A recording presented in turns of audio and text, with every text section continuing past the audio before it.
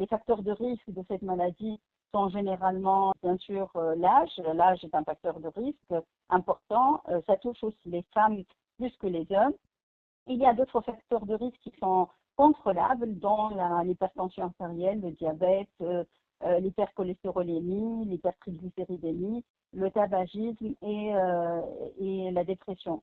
Donc, ce sont des facteurs de risque qu'on peut contrôler et par ailleurs, si on peut les contrôler, on peut prévenir cette maladie. Les principaux signes de la maladie d'Alzheimer concernent évidemment les oublis qui sont fréquents, mais ces oublis, il faut bien qu'ils retentissent sur les activités de la vie quotidienne de la personne. Donc, nous sommes tous sujets à oublier un jour. Tous les gens, ils peuvent oublier, mais les oublis dont on parle, ce sont des oublis qui affectent les activités de la vie quotidienne. Il y a d'autres signes comme les troubles du langage, le manque de mots, les troubles psychocomportementaux, les hallucinations, les troubles du sommeil, évidemment le retrait de la personne, le manque d'intérêt. Tout ça peut indiquer que la personne peut atteindre de la maladie d'Alzheimer. Récemment, il y a eu, donc la prise en charge dépend de plusieurs facteurs. Une fois le diagnostic établi, la prise en charge de la personne. Donc, il faudra bien que la famille connaît le diagnostic qui a été établi et que la prise en charge conséquente.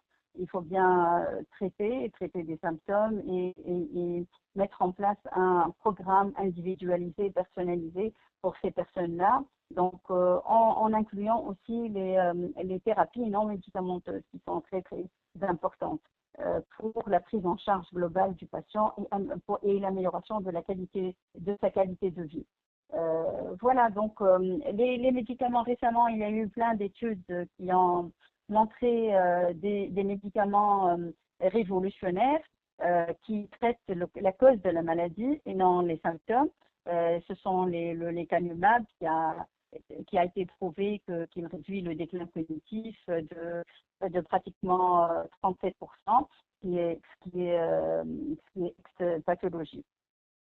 Je termine mon intervention pour vous dire que, au-delà des statistiques, au-delà des chiffres, donc la maladie d'Alzheimer, ce sont des personnes comme vous et moi.